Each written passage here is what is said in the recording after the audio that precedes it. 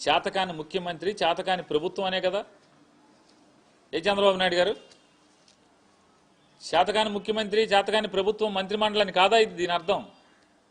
కలెక్టర్ల పనితీరు, ఎస్పీల పనితీరు ప్రజలకు నచ్చట్లేదంటే ఏంటి? వాళ్ళది కాదు, మీ పనితీరు అనేది కూడా గుర్తుపెట్టుకోమని చెప్తూ ఆయన ఇంకోటి మాట్లాడుతున్నాడు. ప్రైవేటు భాగస్వామ్యంలో అంటే డబ్బున్న వాళ్ళందరితో, వ్యాపారస్తులతో ప్రభుత్వ మెడికల్ కాలేజీలని వాళ్ళ చేతికి అప్పచెప్పేసి నడపటం అనేది ప్రపంచం అంతా కూడా ఇదే నడుస్తుందంట. ప్రపంచం అంతా నడిచినట్టు ఆంధ్ర రాష్ట్రంలో, భారతదేశంలో జరుగుతుందా?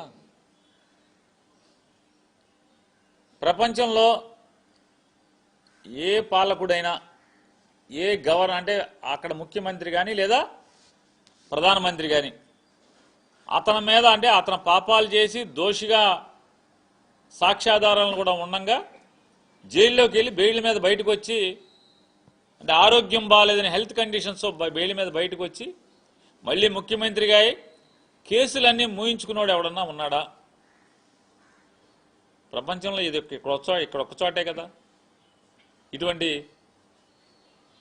ముఖ్యమంత్రి భారతదేశంలో మొదటి ముఖ్యమంత్రి కూడా మీరే కదా.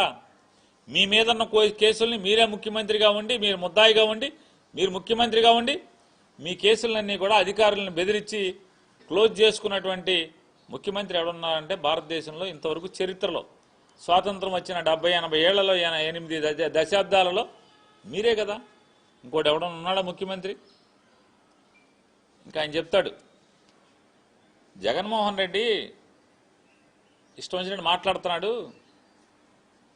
పీపీపీ విధానంలో ప్రభుత్వ ఆసుపత్రులు, ఏది వాళ్ళు ఉన్నటువంటి గవర్నమెంట్ హాస్పిటల్ కానీ చాలా చోట్ల 90-100%, కొన్ని చోట్ల 50-60%, కొన్ని చోట్ల 40%, 40 నుంచి 50% పూర్తయినటువంటి, అంటే 50-60 ఎకరాల్లో మినిమం 50 నుంచి మ్యాక్సిమం 70-75 ఎకరాల్లో నిర్మాణం అయినటువంటి ఈ కాలేజీ, ఈ మెడికల్ కాలేజీలన్నీ కూడా ప్రైవేట్కి ఇస్తే అంట ఏమవుతుంది? వాళ్ళు నిర్వహించి మళ్ళీ మనకిస్తారంట. ఎప్పుడు దాకా నిర్వహిస్తారు? నారా చంద్రబాబు నాయుడు గారు, మీరిచ్చేది 66 ఏళ్లకి. 66 ఏళ్ల తర్వాత మీరుంటారా, నేనుంటానా, మీ అబ్బాయి ఉంటాడా? మనం బతికుంటామా అని అడుగుతున్నా. మీరు కానీ, పవన్ కళ్యాణ్ కానీ, మీ అబ్బాయి కానీ, నేను కానీ, జగన్మోహన్ రెడ్డి గారు కానీ, మోడీ గారు కానీ ఎవరన్నా బతికుంటారా? ఆఖరికి మీ సత్యకుమార్ ఏమన్నా బతికుంటాడా? జబ్బలు కొట్టుకుంటున్నాడు కదా నేనే అని. 66 ఏళ్ల తర్వాత మీరు ఎవరన్నా బతుకుంటారా? నేను ఎవరన్నా బతుకుంటాం? మనం ఎవరు బతుకుంటాం కదా. 66 ఏళ్లకి మీరు మెడికల్ కాలేజీలని, గవర్నమెంట్ హాస్పిటల్స్ని వాళ్ళ పరం చేసి ఎంతకి? ఎకరం రూపాయి కంట. అంటే అద్దె సంవత్సరానికి రూపాయి అద్దెతో 66 ఏళ్ళు లీజుకి ఇచ్చి వాళ్ళు మళ్ళీ వెనక్కిస్తారంట. ఏంటి 66 ఏళ్ళ తర్వాత ఎవడుంటాడు? మళ్ళీ 66 ఏళ్ళకి మళ్ళీ లోకేష్ నాయుడు, మళ్ళీ చంద్రబాబు నాయుడు వస్తే దాన్ని ఇంకో 160 ఏళ్ళు చేయడం ఏముంది? లేదులే, ఇన్నాళ్ళు వీళ్ళే ఖర్చు పెట్టి నడిపారు కదా, ఈ కాలేజీలు వాళ్ళకేమని క్యాబినెట్ తీర్మానం చేయడం ఏమనుంది? అంటే మాట్లాడే మాట జనం నవ్వుతారే, మనం తప్పుడు మాటని ప్రజలు ప్రశ్నిస్తారే అనేటువంటి భయం కూడా లేకుండా మీరు మాట్లాడుతున్నారు. ఆయన చెప్తాడు, ఏముంటుందా జగన్మోహన్ రెడ్డి అట్లా మాట్లాడతాడు? గవర్నమెంట్ హాస్పిటల్ బయట ప్రభుత్వ ఆసుపత్రి అని పెద్ద బోర్డు ఉంటుంది, కాబట్టి చిన్నగా ఆ ప్రైవేట్ వాడి పేరు రాసుకుంటాడంట. నేను అడుగుతున్నాను నారా చంద్రబాబు నాయుడు గారు, మీ హెరిటేజ్ ఎక్కడెక్కడైతే ఉందో ఆంధ్ర రాష్ట్రంలో, తెలంగాణ వద్దులే, ఆంధ్రప్రదేశ్ రాష్ట్రంలో ఎకరం రూపాయికి సంవత్సరానికి నాకు లీజుకి ఇచ్చేయి. 66 ఏళ్ళకి నేను నడిపి మళ్ళీ 66 ఏళ్ళ తర్వాత మీ దేవాంశకో లేదా దేవాంశ కొడుకో అప్పచెప్తాను. నేను, మా మనవడో, మా ముని మనవడు ఎవడో ఒకటి అప్పచెప్తాం, మాకు ఇచ్చేయి. ఇస్తారా అని అడుగుతున్నాను. ఎవరు?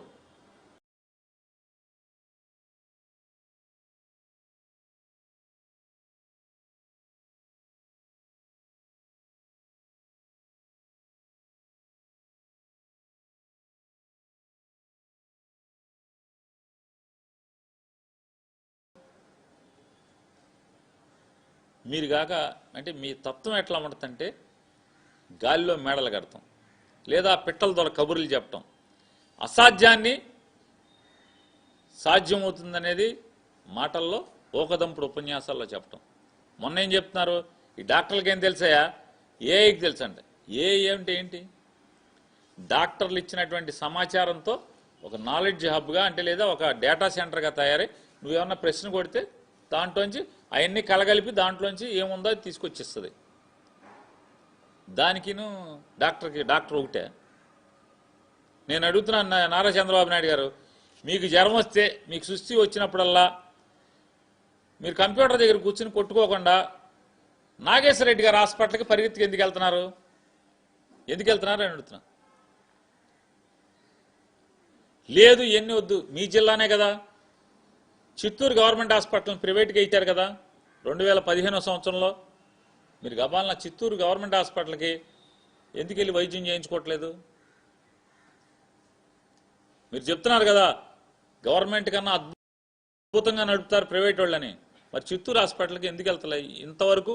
ఒక్కరోజన్నా 2015 నుంచి ఇవాళ దాకా ఒక్కరోజన్నా చిత్తూరు హాస్పిటల్కి వెళ్ళి ఒక బెళ్ళ ఏమైనా వేసుకున్నారా? మీరు ఒక ఇంజక్షన్ చేయించుకున్నారా?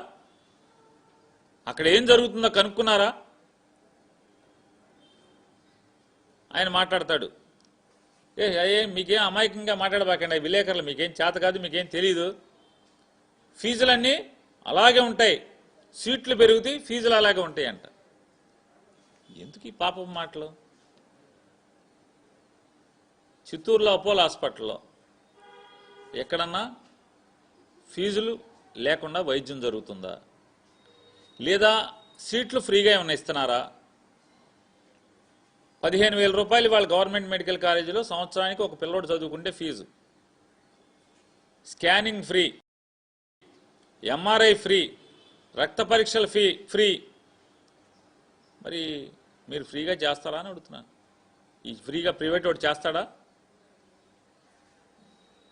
ఆఖరికి డయాలసిస్ చేసినా కూడా ఫ్రీయే కదా, వైద్యం ఫ్రీయే కదా. మరి ప్రైవేట్ వాడు చేస్తాడా? ఎందుకు చేస్తాడు?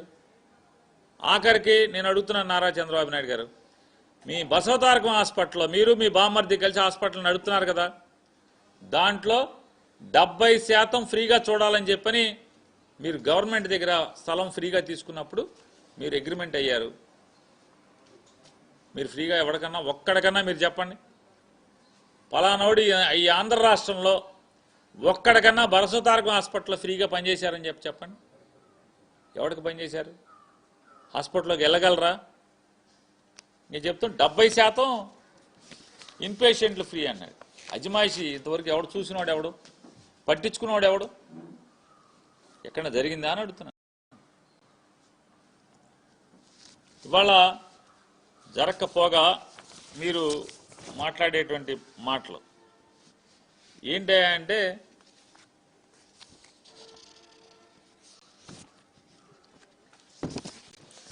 యూరియా వాడకం తగ్గిస్తే బస్తా 800కి ఇస్తాను.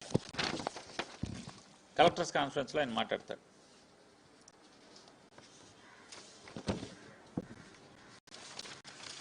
ఏడాదిలో నేరాలు తగ్గాలి. చంద్రబాబు నాయుడు గారు, నేరాలు పెరుగుతూనే తప్పితే, నేరాలు ఘోరాలు పెరగటమే తప్పితే ఆంధ్ర రాష్ట్రంలో ఎక్కడన్నా నేరాలు ఘోరాలు తగ్గినాయా అని అడుగుతున్నాను. ఆడపిల్లల మీద దాడులు, ఆడపిల్లల మీద హింస, ఆడపిల్లల మీద అఘాయిత్యాలు, ఆడపిల్లల్ని చెరబట్టి హత్య చేయటాలు మీరెక్కిన 19 మాసాలు 20 మాసాల్లో ఎంత పెరిగిపోయినాయి అనేది కనీసం మీకు స్పృహ లేదా అని అడుగుతున్నాను. ఎప్పుడు నిరంతరం ఏదో అన్న సామెతగా వండితే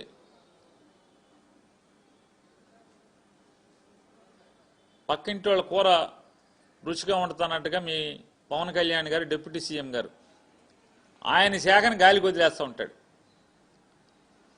ఉపాధి హామీలో 7-8 మాసాలుగా కూలీలకు డబ్బులు పడవు. అతను నోరెత్తడు, పట్టించుకోడు, సమీక్ష చేయడు. ఏదో పండగ అన్నాడు, ఏదో గ్రామ పండగ, గ్రామాల పండగ అని ఏదో చెప్పాడు. పల్లె పండగ, పల్లె పండగ. రోడ్లు వేసినోడికి ఎవడికన్నా బిల్లులు పడుతున్నాయా? ఎవడికి పండగ? మీకు పండగ, మీ ఎమ్మెల్యేలకు పండగ. 4%, 6%, 10% వసూలు చేసుకున్న మీ ఎమ్మెల్యేలకి పల్లె పండగ పండగ. కాంట్రాక్టర్లకు ఎవడికి పండగ? పనిచేసిన వాడికి ఎవడికి పండగ? ఆడికి బిల్లు లేరా? మీరు మీ శాఖను గాలికి వదిలేసి వాళ్ళు ఏం చేస్తున్నారు? ఎంతసేపు హోమ్ డిపార్ట్మెంట్ అంటే మీ భీమవరం ఎస్పీ గారు కూడా చెడిపోయినట్టే కదా. సాక్షాత్తు పవన్ కళ్యాణ్ గారు చెప్పాడు కదా, ఏమన్నా చర్యలు తీసుకున్నారా భీమవరం పోలీసుల మీద? కంట్రోల్ చేశారా? ప్యాకాట్లు ఎక్కడ నాగినయా? మీరెక్కిన దగ్గర నుంచి, నారా చంద్రబాబు నాయుడు గారు మీరు ఎక్కిన దగ్గర నుంచి మొత్తం పేకాట సంబరాల్లాగా జరుగుతున్నాయి కదా. ఎక్కడన్నా పేకాట ఆగిందా? మావుళ్ళు తీసుకుంటున్నారు, స్టేషన్ మావుళ్ళు, ఎమ్మెల్యేల మావుళ్ళు, టీడీపీ కార్యకర్తల మావుళ్ళు, అంటే వార్డు ఇన్ఛార్జా, గ్రామం ఇన్ఛార్జా మావుళ్ళు. కేసులు కట్టాలంటే కూడా ఎమ్మెల్యే చెప్తే కానీ కేసులు కట్టినటువంటి దౌర్భాగ్య స్థితి వాళ్ళ ఈ ఆంధ్ర రాష్ట్రంలో ఉంటే, పవన్ కళ్యాణ్ గారు నిన్న మీ ముందే చెప్పాడు కదా, ఏమన్నాడు? ఒక 4-5 జిల్లాల్లో రెవెన్యూ వ్యవస్థలో, అధికార యంత్రాంగంలో, పోలీసు వ్యవస్థలో రాజకీయ ప్రమేయం విపరీతంగా పెరిగిపోయింది, లా అండ్ ఆర్డర్ కంట్రోల్లో ఉండలేదని చెప్పని పవన్ కళ్యాణ్ గారు నిన్న మాట్లాడాడు కదా కలెక్టర్స్ కాన్ఫరెన్స్లో. ఇప్పటికి పవన్ కళ్యాణ్ గారు ఎన్నిసార్లు మాట్లాడాడు? లా అండ్ ఆర్డర్ ఫెయిల్ అయిపోయిందని చెప్పని. అసలు పిఠాపురంలో లా అండ్ ఆర్డర్ ఉందా అని అడుగుతున్నాను. పిఠాపురం నియోజకవర్గంలో లా అండ్ ఆర్డర్ ఉందా అసలు? స్వాతంత్రం వచ్చిన 80 ఏళ్లకు కూడా ఒక దళిత వాడలో, అంటే పట్టపగలు సమాజంలో నిర్భయంగా కుల వెలి జరిగిందంటే దాన్ని అడ్రస్ చేయటానికి కనీసం ఒక్క పాలకుడు కూడా వెళ్ళకపోవటం, మీరు కానీ, మీ అబ్బాయి కానీ, మీ డిప్యూటీ సీఎం కానీ, లేదా ఒక మంత్రి కానీ, హోంమంత్రి కానీ ఎవరన్నా అసలు దళితుల్ని వెలేయటమేంట్రా, మీకు పోయే కాలం వచ్చిందా అని ఒక్క రోజన్నా ఎవడన్నా వెళ్ళాడా అని అడుగుతున్నాను. ఆడపిల్లని, ముక్కుపచ్చలారిన ఆడపిల్లని చెరిచి చిదిమేస్తే మీ పార్టీ వాడు ఎవడన్నా వెళ్ళాడా అని అడుగుతున్నాను.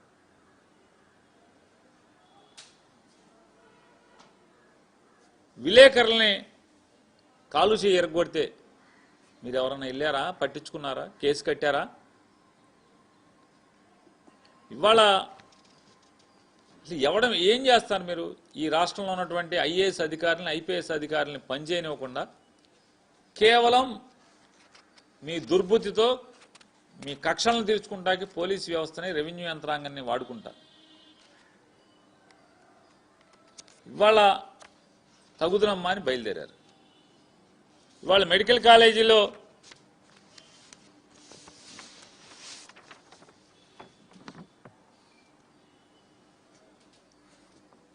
అన్యాయంగా మీకు చందాలు ఇచ్చిన వాళ్ళకి, మీకు లంచాలు ఇచ్చిన వాళ్ళకి, ప్రభుత్వ ఆసుపత్రితో సహా ఆయన చెప్తాడు హాస్పిటల్ బాగుపడతాయంట. ఆల్రెడీ హాస్పిటల్ గవర్నమెంట్ హాస్పిటలే కదా, కొత్త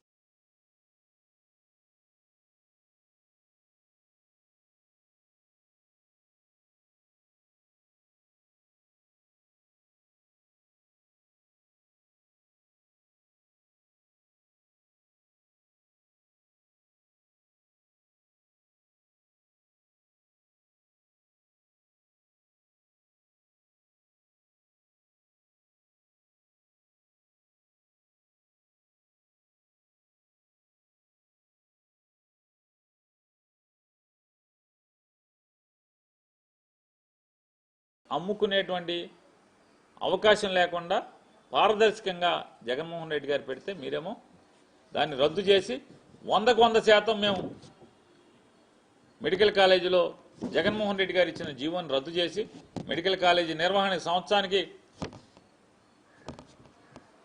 70-80 కోట్లు మేమే ఇస్తాం అని చెప్పిన వాళ్ళు ఇవాళ కాలేజీని అమ్మేస్తున్నారు. కాలేజీతో పాటుగా ప్రభుత్వ ఆసుపత్రిని కూడా అమ్మేసేటువంటి తప్పుడు పని మీరు ఎత్తుకుని ఇవాళ మళ్ళీ సిగ్గుపడకుండా ఇవన్నీ మాట్లాడతారు.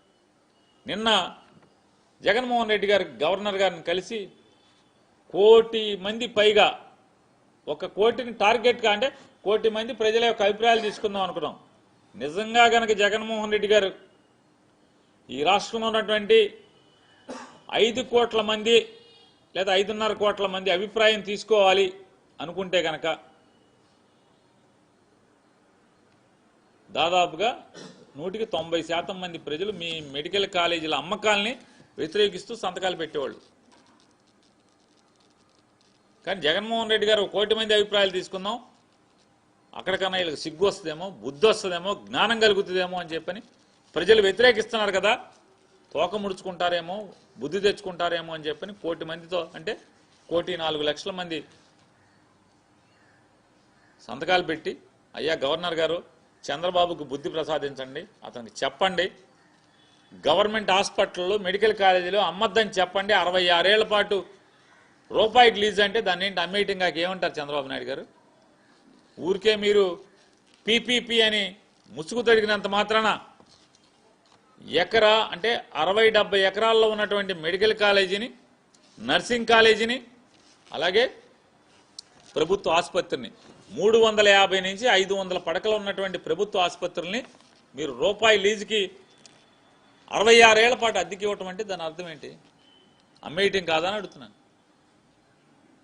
అయ్యా తప్పయ్యా ఇది అని చెప్పని 1 కోటి మంది సంతకం పెట్టారు గవర్నర్ గారిని కలిస్తే. అడావుడిగా పాపం సత్యకుమార్ ఆయన ఒక ఆయన వచ్చాడు. అతను ఈ రాష్ట్రానికి వైద్య ఆరోగ్య శాఖ మంత్రి. అదొక పసుపచ్చ పుష్పం. సాధారణంగా కమలం ఎట్లా ఉంటుంది? ఎరుపుగా కింద ఆకుపచ్చగా భారతీయ జనతా పార్టీ రంగైన ఆ పువ్వు ఎరుపు, అదే కాషాయము ఆకుపచ్చ ఉంటుంది. ఈ పువ్వు, ఈ సత్యకుమార్ అనే పువ్వు పూర్తిగా పసుపు పువ్వు అయిపోయింది. ఇది ఈ పసుపు పువ్వు వచ్చి మాట్లాడతాడు. ఏమని మాట్లాడతాడు? అడావుడిగా లోకేష్ గారు పడుకున్నాడు ఇంట్లో. పడుకుంటే లోకేష్ కర్రోడు ఇచ్చుకుని 4 బాది, లెగరా బాబు జగన్మోహన్ రెడ్డి మన కొంప కూలుస్తుంటే మేమేదో కాలేజీల మీద వ్యాపారం చేసుకుందాం అనుకుంటే జగన్మోహన్ రెడ్డి రచ్చరచ్చ చేస్తున్నాడు, నీకు మంత్రి ఇచ్చాం, సంపాదించుకుంటాక అవకాశం ఇచ్చాం, లేనని 4 బాది తరిగితే అడావుడిగా నిద్రటోంచి లేచి వచ్చి మన లోకేష్ ఇచ్చిన కాగితం గబగబా చదివేసి డాంబికాలు పోతున్నాడు. ఏమంటాడు? జగన్మోహన్ రెడ్డి గారు గవర్నర్ని కలిసి ఇచ్చాడు, రేపు మా ప్రభుత్వం వచ్చాక ఎవడైతే పీపీపీ విధానంలో ప్రైవేట్ వ్యక్తులు మెడికల్ కాలేజీలని లీజు పేరుతో కొనుక్కుంటారో, 66 ఏళ్ల లీజు పేరుతో కొనుక్కుంటారో వాళ్ళందరినీ జైల్లో వేస్తా అన్నాడు అని చెప్పాడు. ఆయన మాట్లాడతాడు, జగన్మోహన్ రెడ్డి నీకు చేతనైతే మోడీని జైల్లో, నీకు చేతనైతే అమిత్ షాని జైల్లో, నీకు దమ్ముంటే నేను ఈ మెడికల్ కాలేజీలని పీపీపీ పేరుతో అమ్ముతున్నది నేనే, ఈ విధానం తీసుకొచ్చింది నేనే, సంతకం పెట్టింది నేనే, నీకు చేతనైతే నన్ను అరెస్ట్ చేయమని చెప్తున్నాడు. నాకు ఈ పచ్చపుష్పమైనటువంటి సత్యకుమార్ గారు అంటే బీజేపీ కాదు, ఇది కలుషితం అయిపోయినటువంటి పువ్వు, ఇది బీజేపీ పువ్వు కాదు ఇది. ఈ పువ్వు మాటలు చూస్తే నాకు అర్థమయ్యేది ఏంటంటే, వెనకటిగా కూడా చెప్పాను, నన్ను కొడితే కొట్టావు కానీ మా నాన్న కొట్టు, మా అన్నయ్యని కొట్టు, మా బామ్మర్దిని కొట్టాను, మొత్తం ఊళ్ళో మా బావని కొట్టని మా ఇంటి వాళ్ళందరికీ కొట్టించా అంటే, ఎందుకంటే నాతో పాటు అందరూ కొడితే అందరికి సమానం అయిపోద్ది కదా అని చెప్పాను. ఇతను తొంత ఎట్లా ఉందా అంటే, వెనకటికి అంటే పురాణ పురుషులు చెప్పేటువంటి కథ ఒకటి గుర్తుకొస్తుంది. శివుడి మేడలో నాగేంద్ర స్వామి ఉంటాడు కదా, శివుడి మేడలో నాగేంద్ర స్వామి కాలకృత్యాలు తెచ్చుకుంటాకి డ్యూటీలో ఎవడు దొరుకుతాడా అని చుట్టూ చూస్తే ఎవడు దొరకలేదంట. గబాలన అటుగా ఒక బురదపాము వెళ్తుందంట. నాగేంద్ర స్వామి దిగుతా, అరే బాబు శివుడిని తపస్సులో ఉన్నాడు, నేను వచ్చేదాకా మెడకు చుట్టుకుని నాకులాగా కాసేపు నుంచోరా అని చెప్పిలేంట. ఈ బురదపాము ఏం చేసింది, మెడలో శివుడి మెడలోకి వెళ్ళి ఇట్లా నుంచుని పోజు కొడుతుంది. ఎప్పుడైతే శివుడి మెడలోకి వచ్చేసింది ఈ బురదపాము, పైన గరుత్మంతుడు ఆకాశంలో వెళ్తున్నాడు. వెళ్తుంటే ఈ బురదపాము మాట్లాడుతుందంట మెడలోంచి, శివుడి మెడలోంచి. నాగేంద్ర స్వామి కాదు, నాగేంద్రుడు కాదు. గరుడా క్షేమమేనా అని అడుగుతుందంట. చూడండి దాని పోజు. గరుత్మంతుడు ఏంటి, బురదపాము ఏంటి? గరుడా క్షేమమేనా, జాగ్రత్త అని అంటుందంట. ఆయన గరుత్మంతుడు అన్నాడంట, సరే బురదపాము అని చూశాలే నిన్ను, శివుడి మెడలో ఉన్నంత వరకు క్షేమమే, దిగరా నీ సంగతి చూద్దాంలే అని చెప్పాను. శివుడి మెడలో ఉన్నంత వరకు క్షేమమే అన్నాడు. నేనా నువ్వా అని చెప్పలేదు, నీ సంగతి చెప్పాడు. అట్లాగే నీకు సత్యకుమార్ గారు, లోకేష్, చంద్రబాబు నాయుడు వాళ్ళ యొక్క దయతో నీకు అధికారం మదం నెత్తికెక్కి ప్రజల్ని మర్చిపోయి ప్రైవేట్ వాడికి ఇస్తేనే పేదవాళ్ళకి బాగా వైద్యం జరుగుద్ది, కార్పొరేట్ వైద్యం అని చెప్పేటువంటి దిక్కు మాలినోడు మంత్రిగా ఉండటం మా దౌర్భాగ్యం. కాకపోతే ఏముంటుంది? ప్రైవేట్ వాడు దగ్గర వైద్యం బాగా జరుగుద్దా, ప్రభుత్వ హాస్పిటల్లో జరుగుద్దా?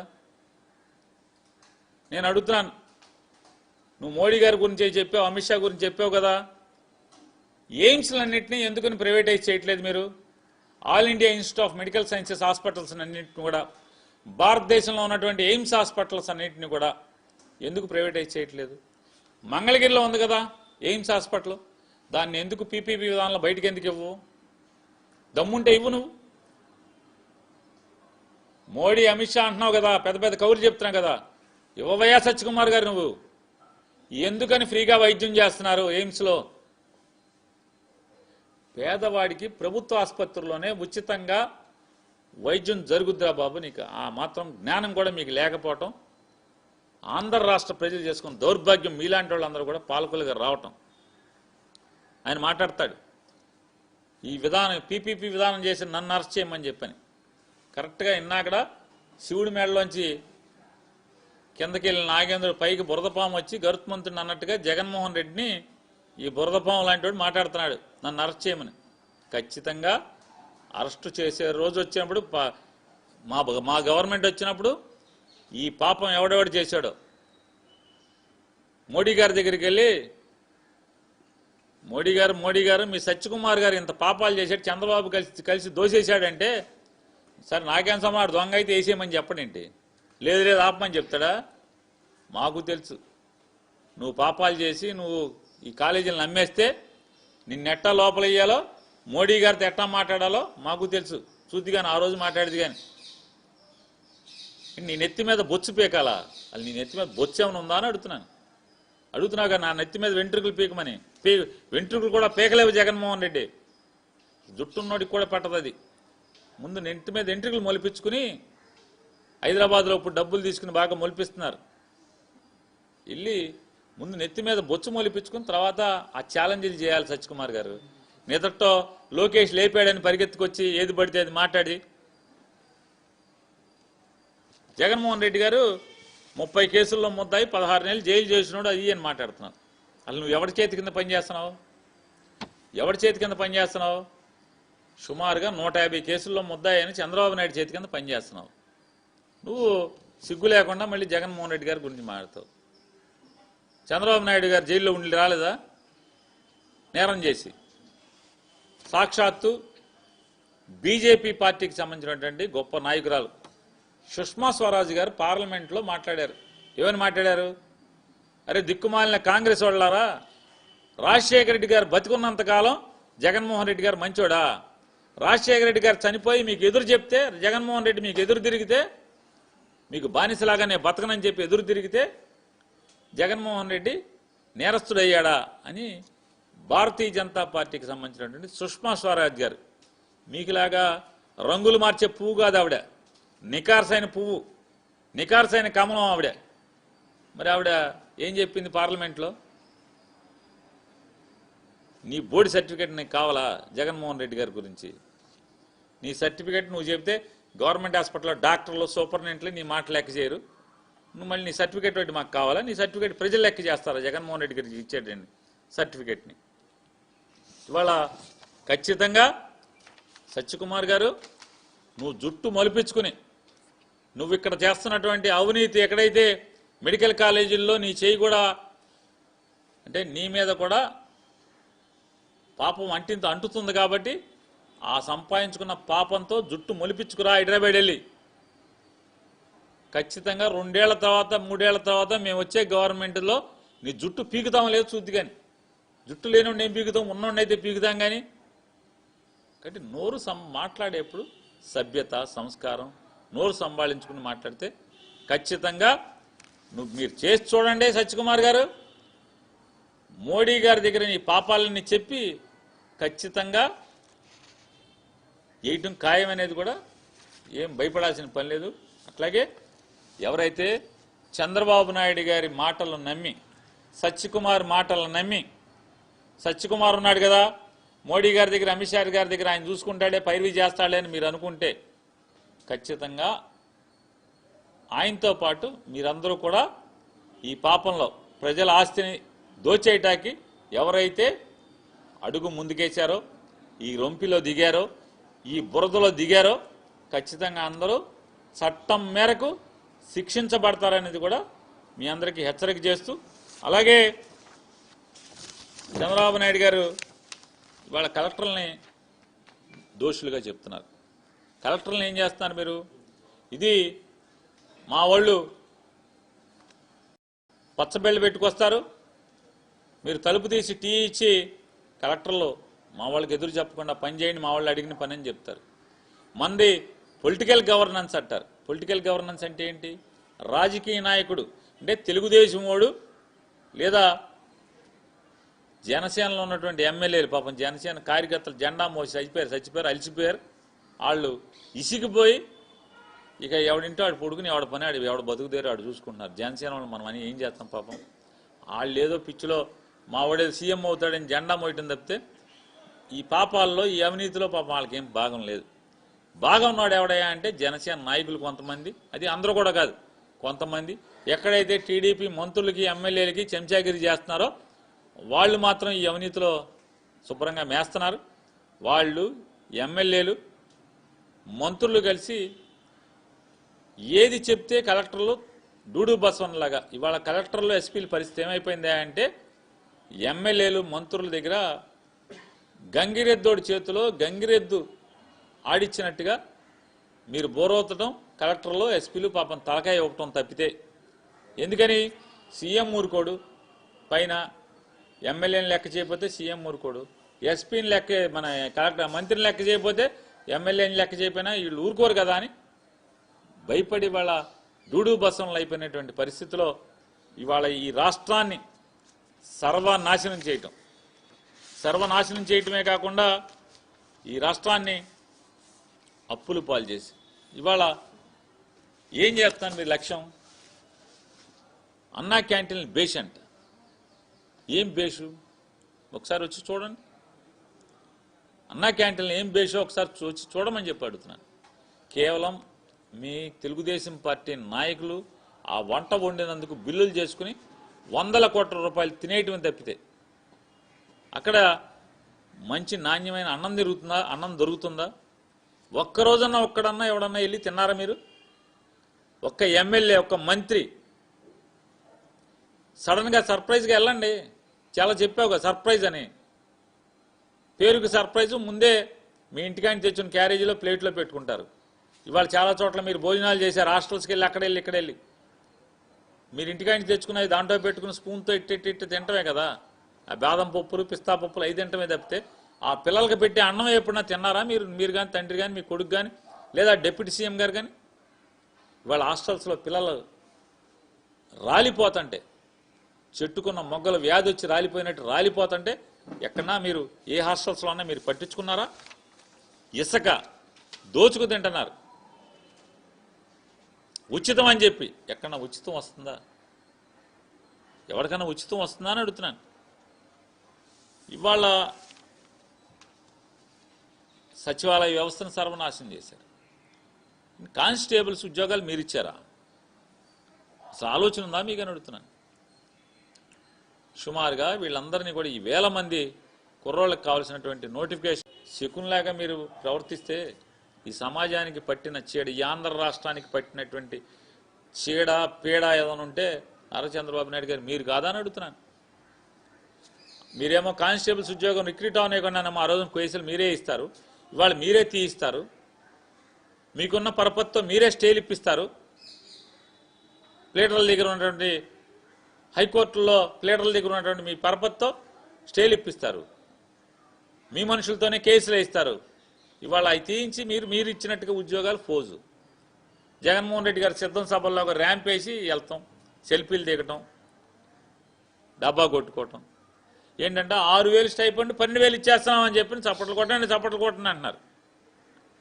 ఉద్యోగస్తులు పోలీసులకు ఇవ్వాల్సినటువంటి 1,000 కోట్ల రూపాయలు ఏరియర్స్ మీరు ఏం చేశారు? ఇస్తున్నారా? మరి ఈ కుర్రోళ్ళకి 6,000 బదులు స్టైపెండ్ 12,000 అని నోటితో చెప్పారు. ఆ 12,000 వచ్చినప్పుడు చూసుకుందాం. ఈ పోలీసులకు ఎవరైతే కొత్త కుర్రోళ్ళకు కూడా అప్పుడు అర్థం అవుద్ది, అమ్మని ఇదేంట్రా బాబు మొత్తం సప్పట్లు కొట్టేసాం మనందరం, ఈ సప్పట్లు 12 లేదు అట్లా 6 వచ్చినా బాగుండు కదరా అని చెప్పని రేపు గుండెలు బాదుకునే పరిస్థితి ఈ కొత్త కుర్రోళ్ళకి ఎదురయ్యే పరిస్థితి కనపడుతుంది.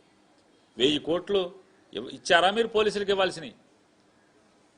సిగ్గు లేకుండా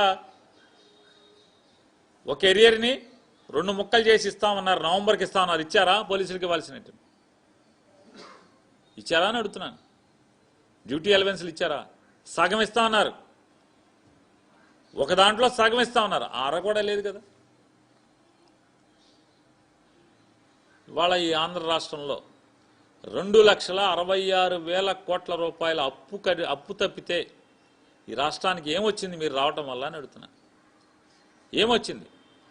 జగన్ వస్తే పోర్టులు వచ్చినాయి, జగన్ వస్తే మెడికల్ కాలేజ్ వచ్చినాయి, జగన్ వస్తే పాఠశాల విద్య ఇలా మార్చి చూపించాడు, నవీనమైన విద్యను ప్రవేశపెట్టాడు, పిల్లల్ని మెరికల్లాగా తయారు చేయడం స్టార్ట్ చేశాడు, సచివాలయ వ్యవస్థను తీసుకొచ్చాడు, ప్రజలకి కష్టం తెలియకుండా రూపాయి లంచం ఇవ్వకుండా ఏ పని కావాలన్నా గుమ్మంలో అయ్యేటువంటి పరిస్థితిని కల్పించాడు, వ్యవసాయాన్ని పండగ చేశాడు. మీరు వచ్చి వ్యవసాయం దండగంటున్నారు, ఒరువుడు బాకండి అంటున్నారు, ఇంక మామిడికాయ దగ్గరికి వెళ్ళి మామిడికాయ ఈ బాకండి రా బాబు ఇది నరికేసి పామాయిల్ పెట్టమంటున్నారు, పామాయిల్ దగ్గరికి వచ్చాము ఇది నరికేసేసి ఇంకేదో చేయమని చెప్తున్నారు, ఇంకో చోటకి వెళ్ళాము ఉల్లిపాయ వేయమని చెప్తున్నారు, ఉల్లిపాయ బాగోకపోతే అక్కడికి వెళ్ళి ఉల్లిపాయ ఎందుకురా బాబు తీసేసి ఉల్లిపాయ పండించబాకండి పసుపు వేసుకోమని చెప్తున్నారు, పసుపు వేసిన చోటేమో రేట్ లేదని నడుస్తుంటే ఆడి దగ్గరికి వెళ్ళి ఇంకో పంట వేయమని చెప్తున్నారు, అరటి వేయమన్నారు, అరటి చెట్లు ఏమో రేట్ లేదని చెప్పని కేజీ 50 పైసలకు అమ్ముతుంటే 25,000 రూపాయలు టన్ను అమ్మినోడు ఇవాళ 500 రూపాయలకు కూడా టన్ను అమ్మలేని స్థితిలో ఉంటే ఆడి దగ్గరికి వెళ్ళి అరటి చెట్లు అనవసరం తీసేయండి అని చెప్పని ఒరేయమంటాం అక్కడికి వెళ్ళి. ఇది నారా చంద్రబాబు నాయుడు యొక్క దిగజారుడు తంతు అనేది చెప్తూ సిగ్గు కానీ ఎగ్గు కానీ పడకుండా పవన్ కళ్యాణ్ గారు 15 ఏళ్ళు మొయ్యాలని చెప్తున్నారు. ఆయన శాఖలో ఫారెస్ట్ డిపార్ట్మెంట్లో ఏమన్నా పట్టించుకున్నారా అని అడుగుతున్నారు. మీరు ఆకులు బొమ్మ వేసుకుని ప్యాంట్ వేసుకుని వెళ్ళి ఆ దొంగల మీద సినిమా పోజులు ఇస్తుంది తప్పితే ఏంటి రాష్ట్రానికి చేసింది? పక్క రాష్ట్రాన్ని నుంచి అయి తెస్తానంటారు, ఈ తెస్తానంటారు. ఇంతవరకు ఎక్కడన్నా పలానా ఎర్రచందనం దొంగల్ని పట్టుకున్నాం అన్నారు, ఎవరిని పట్టుకున్నారు ఇంతవరకు? ఇంకా ఆగకుండా ఎందుకు జరుగుతుంది? ఎందుకు జరుగుతుందన్న ఈ ఫెయిల్యూర్ ఎవరిది?